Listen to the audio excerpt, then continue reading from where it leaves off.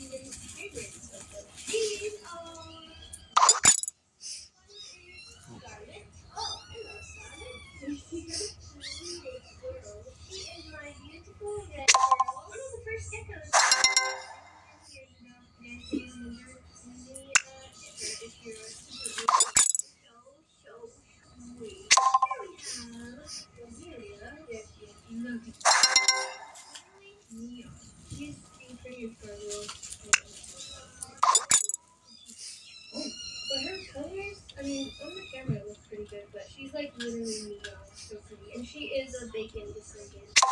Pretty. This is a pretty red bird that doesn't have a name because I was not so looking for.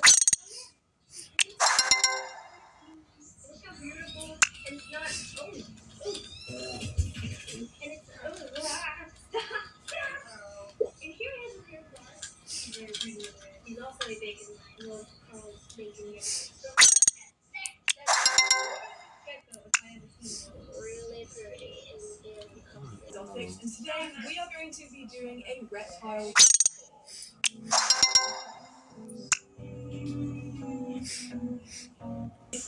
It looks a whole lot different from the last video, so I thought I would remake my reptile room and show you exactly what I have going on in this room now. Because I did actually go back to work recently. I work as an animal.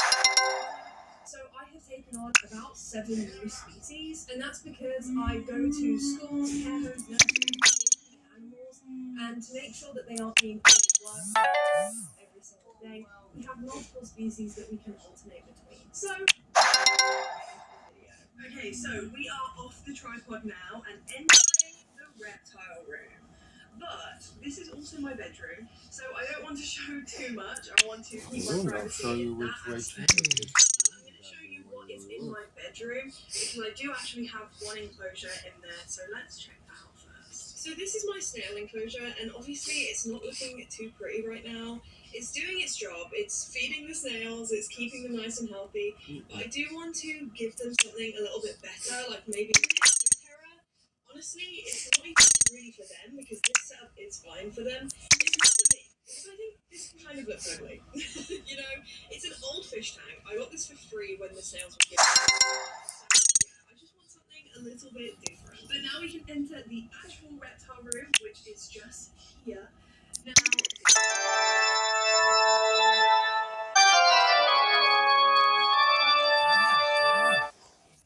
in this enclosure, we have my Brachypelma hamori. Let's see if I can try and find her. Attach the hose not included to the exhaust hose adapter and install it on the outer plate. Stress them out, so I'm just going to leave them be inside of these enclosures. But she has a bigger enclosure now. Like I said in my feeding video, I did want to upgrade all of my tarantula. Tiny. Let me see if I can get this out. This is my grandma's. She is also about to roll as well. You can see how bold and shiny her abdomen I is. started a new life on BitLife. Yeah, so if anyone has any A new life. So they start you as a newborn baby. sounding names, and I have had a Wednesday before, so maybe I'll call this one Wednesday. My curly hair Wednesday had to go back to my job. She had to go to another ranger, so yeah, maybe I'll call this one Wednesday. Let me know down below. Okay, and then in this box here, you can see we have my giant African train millipedes. Also, guys, it is fruit fly central at the moment because we are coming up on summer, so you might see a ton of fruit flies. But this is my giant African millipede. I do only have one at the moment. I was only given one, so I'm waiting on the other 2 to arrive because these guys are actually social animals. They like to be with other millipedes, which I find crazy. How super cool is that? But this one seems to be a little bit shy and doesn't want to come out right now.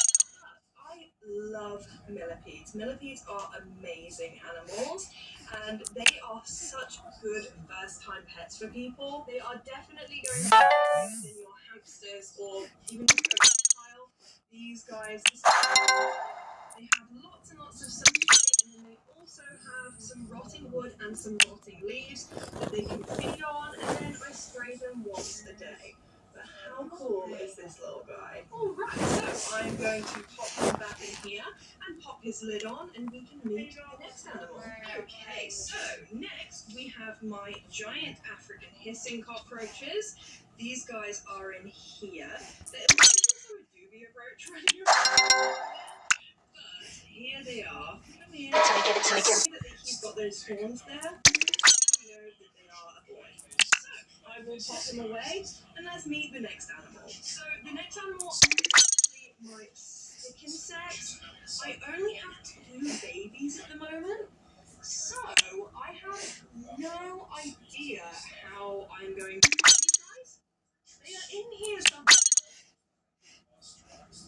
The County Market Weekly ad is here. Smithfield Spiral Ham, just 99 cents. 2 pounds of fresh strawberries for $3.99. Prairie Farms Butter Quarters for $2.99. Download our app today. Holidays coming. Biggest sale of the year is back. So excited to get up to 80%. Don't miss out. Shop Wayday starting April 26th. Wait there, every style, every home. I don't know how I'm going to find them. They are literally like this big. I am trying to grow them out, and I am actually waiting for my job to send me some adults, but they're in here somewhere, and they are actually sun-gated stick insects. So they are pretty cool. I'll insert a photo on the screen of what they look like when they're adults. I promise there are 2 in here. I just don't know how I'm going to be able to find them. And then moving over this way, this is my baby crested gecko enclosure. So let's see if we can find him. He is usually in the same spot. There he is. So that is Cheese, and Cheese is my baby crested gecko. His face is actually only half fired up right now. How cool is that? But he's doing really, really well. He had a bit of an issue with eating when I first got him. He wasn't great at eating, but now he is cleaning bowls. What? Oh, now you're going to move on with your bullshit now. He's getting that a lot more often, and he is definitely putting some size. Sorry. But isn't he just adorable? I love little Cheese. This is Cheese's current enclosure. Obviously, it is nothing special. He's just got lots of clutter, and he is on towels, and that's why I'm waiting for him to get a little bit bigger. He hits about 10 grams, because he is only 6 at the moment. He will be put in a bioactive setup, and then once he hits about 20 grams, he will be upgraded from this to most likely a 45 by 45 by 90 enclosure. One that is similar to my gargoyle gecko, which is next. So moving down here, this is my gargoyle gecko enclosure. Now, I have no idea where Honey is going to be. She has a few favorite hiding spots. Okay, so she's most likely behind. I have a crush on my best friend. My life is... And she loves hiding within all of this foliage. This is definitely a perfect setup for Honey, who tends to be a little bit shyer than most geckos. I feel like Cresty is a little bit braver than gargoyles, but yeah, she is in here somewhere. I promise. I have a gargoyle gecko somewhere, but she is absolutely stunning. She makes an amazing ambassador. The kids absolutely love her, and she is so good. But right now, I'm not going to bother her. I will do a Meet All My Pets video eventually where I get them all physically out and you can see them and I'll handle them and things like that. But yeah, she's only very low. Okay, moving over from here. This is the setup. Okay, this is my I've got my tripod and I also have my tripod there. So ignore this random video in the middle of the room. But moving over here, this is my white tree frog enclosure. What I'm going to do is I'm just going to wet my hands quickly, and I am going to grab one. Here is one of them. So this is Ponyo, and Ponyo is one of my white tree frogs. I have 2 of them. My other one is called Grogu. I'll see if I can find him. I'm just concerned that she is going to jump off my face. There she is. Isn't she just so They got me. Like the Mexican Raccoon Sleep, like the Crested Gecko, so many exciting baby, my pride and joy, my Wormer Python. Let me see where he is. I'll try and get some good footage of him. Here is Vicky. He is my Wormer Python. He is gorgeous. I know we're not supposed to have favorites. What? I just have fell In our bedroom doing something. species and the Aspidistis genus. I didn't see him back there. That's where he's at. I know that so many people might agree with me, but but they are. Can't you hear the bitching coming from back there? I love this to have to work with, but I like a snake that gives me a little bit more of a challenge, something that I can build a relationship with. And a woman is definitely the species for you. I've worked so hard with him, and he is just so lovely. I highly recommend whatever I did. So this is his enclosure. I think that his enclosure is definitely one of my favorites. Because he is just a cheeky boy who's on what I'm doing right now. I think it really suits, his habitat, how he would be living in the wild. I mean, these plants I didn't see in Australia. They are not plant species, but they've been working with his enclosure brilliantly, and I love his background as well. I think it is the best background out of these 3 big enclosures. So yeah, I just love how his enclosure is. He is loving it as well.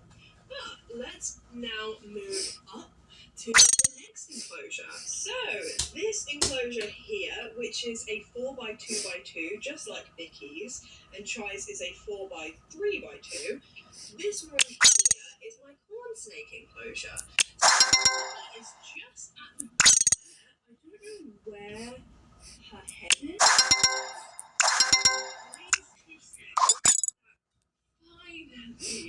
Finally, after trying so hard with her enclosure, I have found plants that suit her humidity requirements. I know, can I get a round of applause, please? Because this is the 3rd setup that I have done with her. These plants are growing and doing well, and I had an issue with the soil going super hydrophobic. It was just resisting all the water possible, but I seem to have fixed it. Finally, and this enclosure is finally doing well and looking okay. So there is Miss Kiki poking her little head out. So Kiki was actually a work animal when I first about 2 years ago. But when I left the company originally, before I decided to come back, we both decided that she would actually stay with me permanently. So she wasn't originally mine, but I bonded with Kiki, and she is not I don't think. Getting her out of the enclosure can be a little bit of a nightmare, and we both kind of decided that if Big Mac turns out to be a female, which I kind of think he is, I know I keep saying he, but I'm just used to saying that, then he will be getting a 45x90 eventually. So something even bigger, because he definitely does utilize all of that just at nighttime.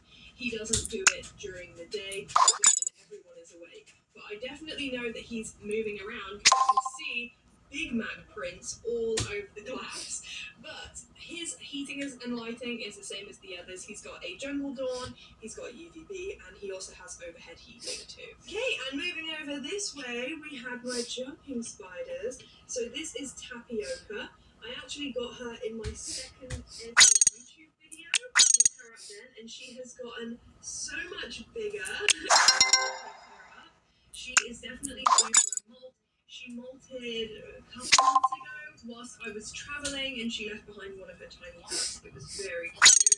But yeah, she's definitely due to molt again. She is a huge lady at the moment. Look at the size of her abdomen. And then in this enclosure here, we have my baby Boba.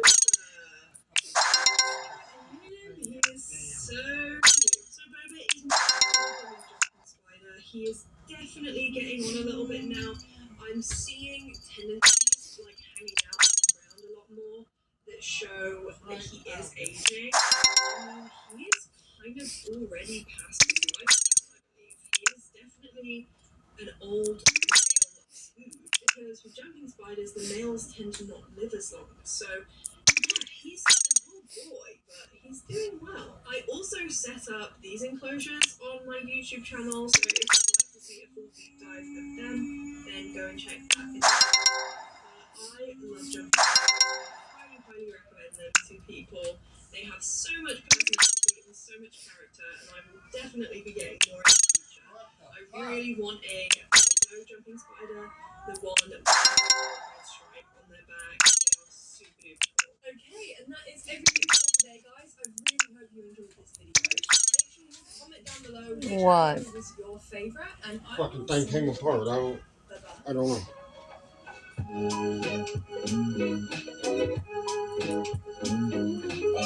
Don't know. I guess just close the window and fuck it. Stop. No, because now we're sleeping outside. I'm tired of this fucking heat. We're all doing our best to make ends meet. The fact that Hy-Vee has stepped up and compared prices for you, it means the world to us. I come to Hy-Vee to shop for baby things because it's some of the cheapest things I can find. Yeah, I have a term for telling people to make their own dirt. What can I say? We just want people to be successful. That's a thumbnail in it.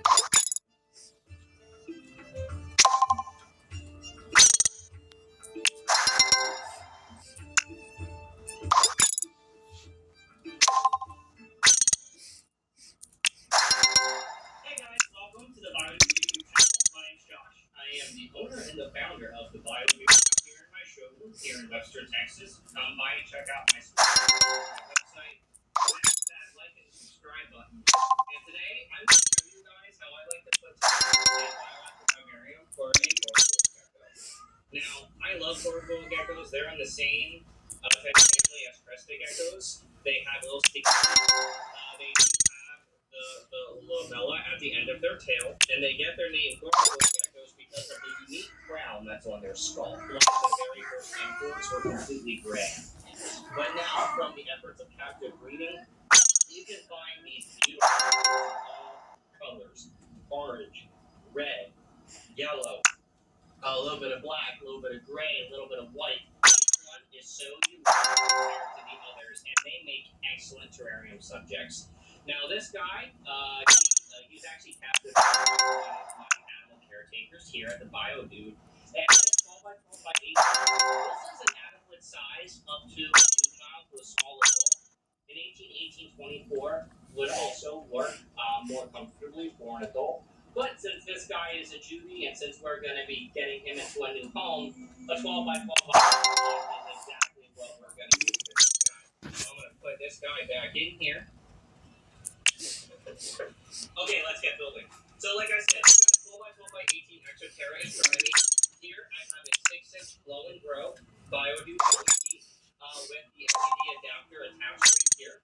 I love the 6-inch LEDs. They do work extremely well for this tank size. And you can also use 2 of them for an 18-18-24. Oh yeah. And the adapter that you can use with the LED props. As you can see, the LED props work for the 6, but they're mainly designed for the 16-inch and 22-inch size LED. Now, for this habitat, I have a very awesome design that I've been working on that I'm really excited to share with you guys. So the first thing I'm going to do, responsibility as keepers, to nurture those natural aquarium really helps with that. So the first thing that we're going to do is we're going to get down our bioactive layer system. We're going to put our drainage layer, which is our HydroGrow. On top of that, a soil screen protector with terracotta, sphagnum moss, elite litter mixed in, and then of course our soil inoculant BioShot with our cleanup crew. Let's get rock and roll. Okay, so first I'm going to take my HydroGrow version 1. Now you can also use other types of drainage layer. You can use things like clay pebbles, mica, rocks, lava rock, pumice rock, really whatever you want to use. And we offer so many different... Your life is your choice. ...level to ever surpass this drainage layer going into my soil. Next, we're going to